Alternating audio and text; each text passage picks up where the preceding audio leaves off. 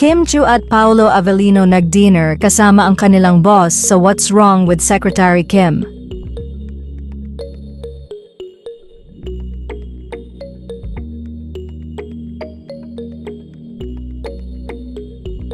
Ibinahagi ni View Philippines Executive Garlic Garcia ang dinner niya kagabi kasama ang tambalang Kim Chiu at Paolo Avellino.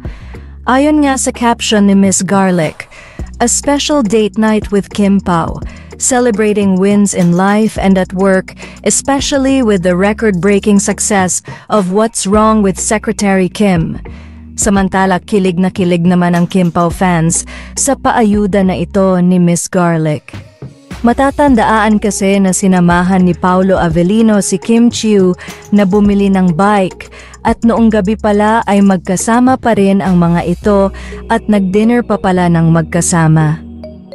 Sa kabilang banda, hindi lang kahapon magkasama ang dalawa dahil kaninang umaga lang ay muling tumakbo sina Kim Chiu at Paolo Avellino na siyang nakasanayan na ng dalawang bonding tuwing araw ng linggo. And I'm with Madam. Miss lang, Miss Kim, and Madam Garlic. It's a special Grabe naman, happy night. Chandelier.